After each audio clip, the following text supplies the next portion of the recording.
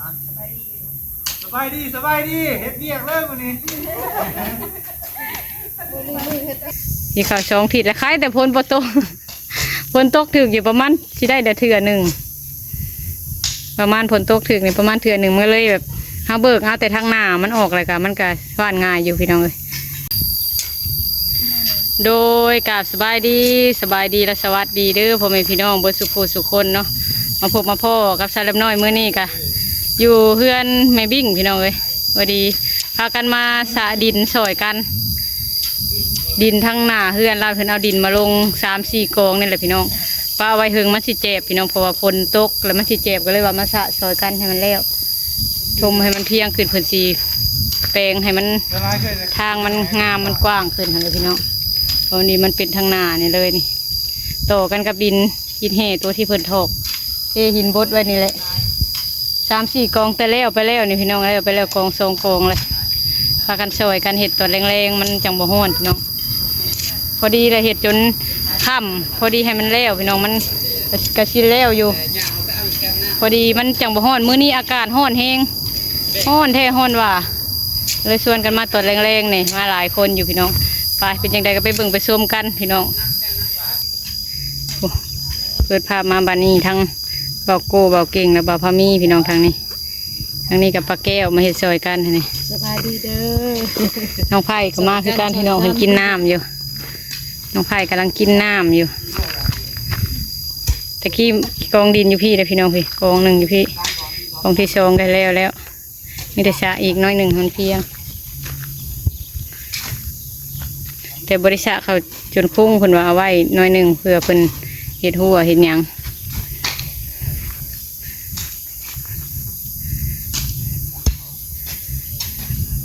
ยังอีก2 กองใหญ่สบายดีเด้อทางนี้สบายดีเด้อพี่น้องเด้อสบายดีขอให้งานออกแห่งงานที่เราเอ้ยเพิ่นห้าก็พักผ่อนถ้ามันมาชวนกันออกแห่งงานตอนแรงที่เราเลยเราเห็นวิกลางคืน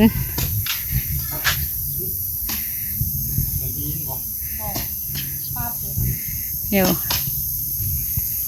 ถ้ากันสะลงพี่น้องเลยจังหน่อยฝนตกคืนไปละเจ็บได้จักเพิ่นมาลงจากมืออะไรนี่กะที่เขาช่องผิดแล้วคล้ายแต่ฝนปตกฝนตกถึกอยู่ประมาณที่ได้เถื่อหนึ่งประมาณฝนตกถึกนี่ประมาณเถื่อหนึ่งเมื่อเลยแบบเขาเบิกเอาแต่ทางหน้ามันออกเลยค่ะมันก็ว่านง่ายอยู่พี่น้องเลยมันป้าไว้หึงนี่โอ้ยแข็งว่านก็บ่ได้แม่นอะไรหน้าบ้านกะมันสุดเท่านี้พี่น้องทางสุดในเฮือนแล้วเนี่ยมีแต่ทรงดินขาวขาวตัวนี้กับดินเฮือนไม่บิ้ง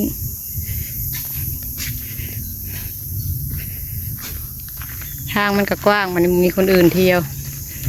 เห็ดหันเห็ดนี่ก็สบายได้มันกว้างนะนี่มีเวียกมีงานสมุนงานดองเบาโก้กะมันกะไข่แล้วเนาะนั่งยินบ่สมุนงานดองเบาโก้มันกะกว้างวันนี้กลางเต้นมาเห็ดเวียกก่อนพี่น้องบัดนี้ออกที่งานพี่น้องบัดนี้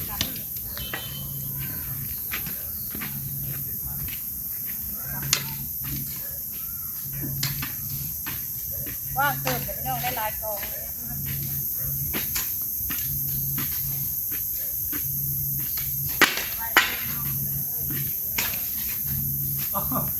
ก็เมื่ออยู่ไกลไก่ขึ้นได้หุบไก่โอ้เห็นไก่เห็นทุกคนไปเด้อไปไก่นี่ลายนี่ลายสบายดีเฮ็ดเบียกเลยวันนี้มือเฮ็ดเปียกเลยออกแข่งงานนะ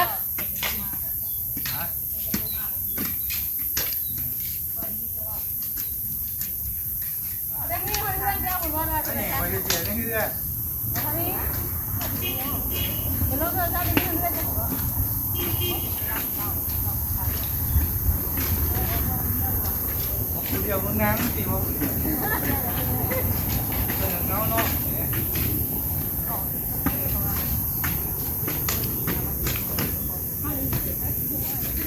อง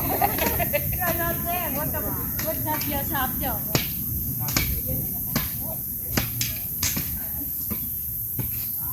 บางทีก็แนบเบิ่งหน้ากันอยู่ในกล่องแนบว่าสนิทหลายคน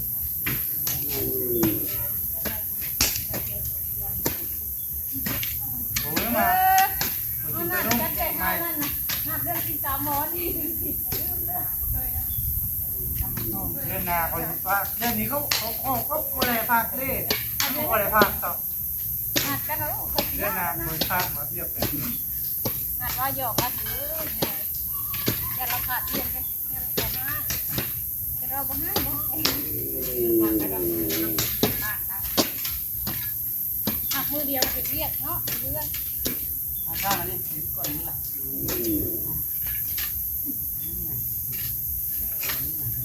เอ้ยไข่นะ หอยหมอกกันนะหมอก ยกมือแล้วกินเป็นเกี่ยมือจะขาดสูงมาได้เล็กหลาย ก็เรียกยกกระชัด มือไป ขับสนุดยกยกมือหน้าเลยเนาะเอาหลดอะไรมาใช้แบบ ยกบนนี่นะบอดมาได้เลยหมุนกระด้าง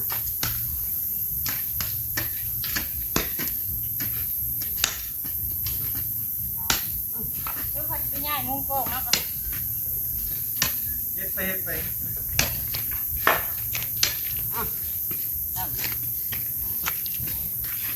วันที่เคยเป็น มาทางนี้เลยพี่น้องเลยเป็นลงเลยยายมาพี่เล่มาใกล้เบาคำโก้พี่น้องเลยบัดนี้ มาใกล้ร้านแม่บิ้งร้านชายแม่บิ้งนี่พี่น้อง ดิ่งลงผักตัวมาทำมันก็โคนอนรับก็ตายเปียกรับอยู่บ่ บ่รับเป็นมีทั้งนี้เนี่ยของแห้งหลาย กลางเว้นเห็นไหมเนาะวันนี้เพิ่นไปเวียกกลางคืนมากลางเว้นช่างเห็ดเวียกวันนี้ตอกอยู่ป้างพอแห้งแล้วเห็ดในเฮือนนี่เนาะกับเงานอนคือกันทะเลโอ้มาทางนี้อยากมั่วๆนี่ ใส่ชุดที่หา บ่ มันตอกเสียงเด็กชุดที่หาเราย่านะบอกอย่าไปหาเห็ดเนาะแล้วให้ชายชุดที่หาได้ดอกย่าไม่ต้องใช้หรอกมันไปเบิ่งชื่อเลยพ่อมัวที่มันชื่อว่าได้เนาะใช้แมงวันน่ะวันมันเช้าปิดเลยที่จะปิดนี่ก็ได้เยอะเช้าไปหาตัวเองก็มีข้าวเองมันจะสีบัวเวลาถ่ายที่หน้าแดงที่ดังก็ดังแดง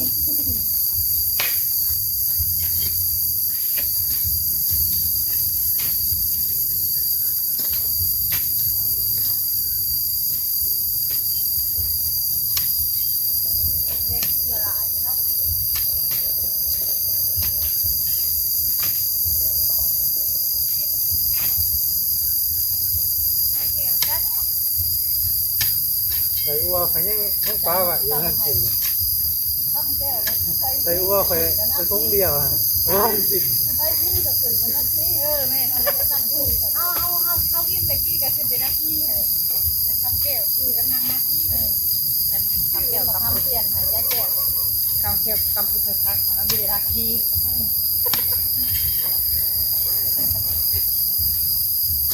เวลาจะคาน้ำเบอร์ได้คิดเบอร์ในกระลงคิดบ่ได้เรื่องนึงมันเป็นนั่นเนาะเป็นลงตะเกียงเห็ดให้ก็เป็นนั่นลงคิดเงาบ่ได้เพื่อนนั่นเนาะคุณเจ้าเห็ดไข่ที่ไหนได้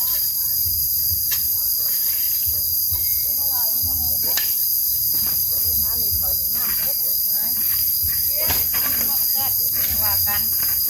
ขอบใจพ่อเขา ไปเยี่ยงงานผู้เดียวเลย เจ้าหน้าผู้เรียนอยู่บนถาดไม่รับจ้างหรอเจ้าหน้ารับจ้างนี่นั่นมันผู้ผักเขาไม่ได้อยู่นะไม่ได้อยู่ ซื้อผ้าเขาเองไปหรอ ฮะ ซื้อผ้าเขาเองเลยพวกวันเขาบอก เอากับของ เขาเบอร์นึง เขาก็ได้ เขา เลย อยู่หรอ เอาคือเรามันเข่าเขาทำไปเองเลยสบายเกี่ยวเองเขาเหลือเราไม่ยืมเงินใส่แสนหนึ่งเอาไปจ้างไปเด้อเขาแล้วไหวกับได้ป่ะนั่งไทย ว่าหันคนให้กันเพราะเราไม่ได้ถ่าย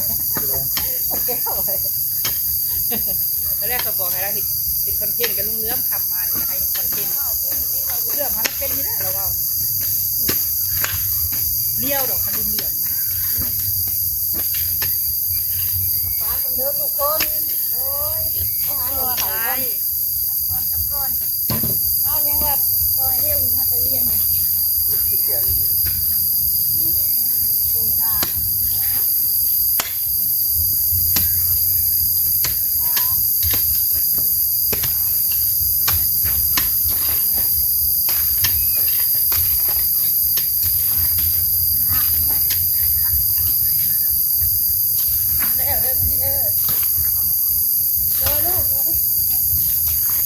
น้ำละลายก็มีไว้ก็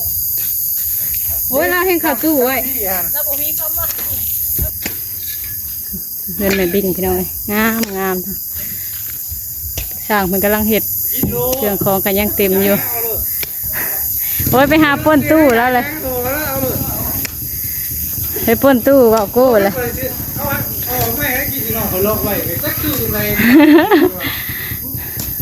ถ้ากันกินน้ำเย็นเราเอาน้ำตู้เข้าตู้ไว้อยู่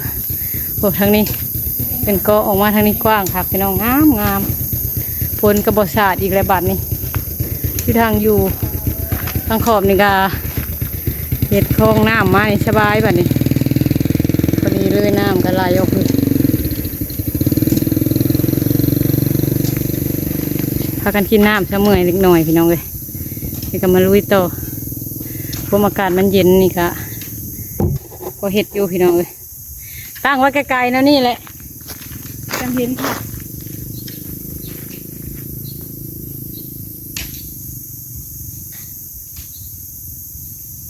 โ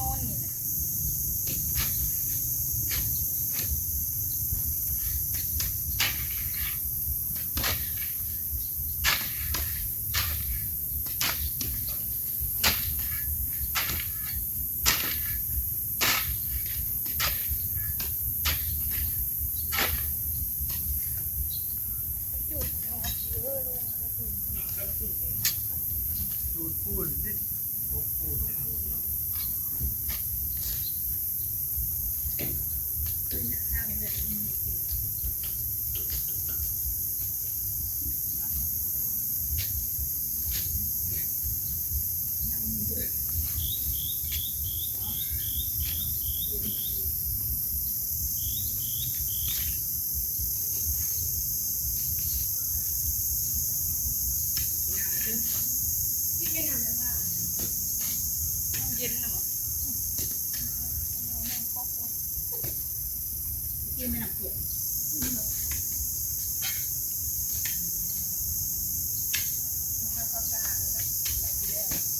หนังแคมปิ้งค่ะแม่คำ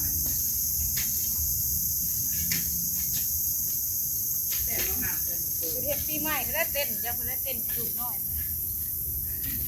เต้นให้ดีเต้นนั่นแหละเขาไปหลังนอนพูดอะไรไปหลังนอนโอ้เงากันเพื่อนเอาไปนำเนาะก็พี่เลย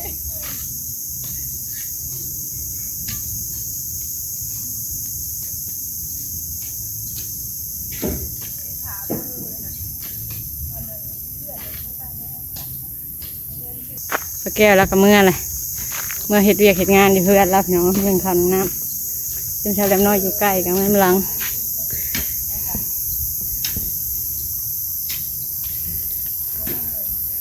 ตัวมันเนียนยังตะโกงนั่นแล้วนี่คอยสว่านลง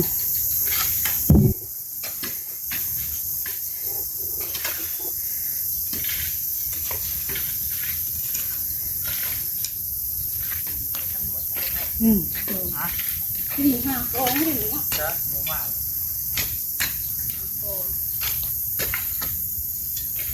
ก็ใครก่อนเราเผ็ดนะหมูนะเมาเผ็ดกระเทิด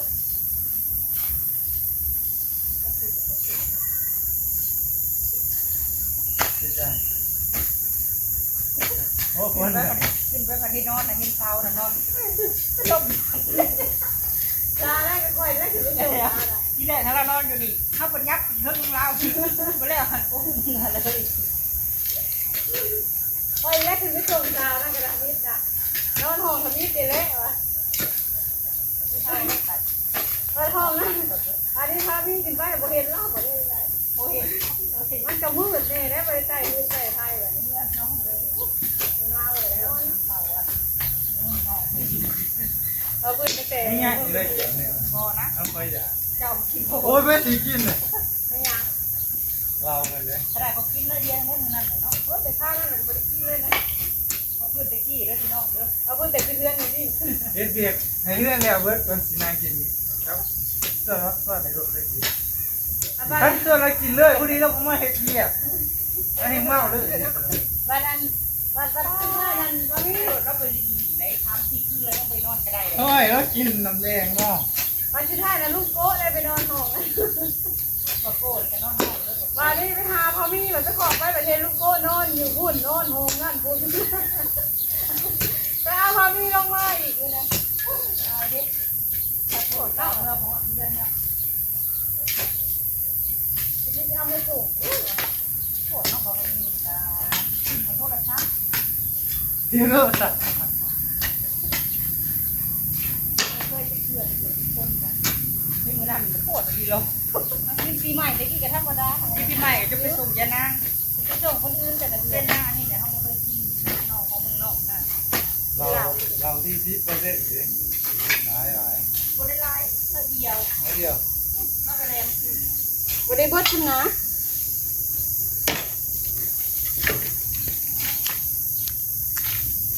เขาก็เอาให้งานพี่น้องพอดีคำๆในจักหน่อยเลย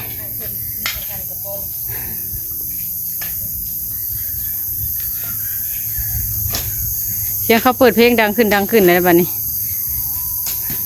พากันเฮ็ดเวียกพี่น้องทำงานยามแรงยามมันอากาศเย็นนี่กลางเวทมื้อนี้ร้อนแห้งพี่น้องแดดเบิดมือแ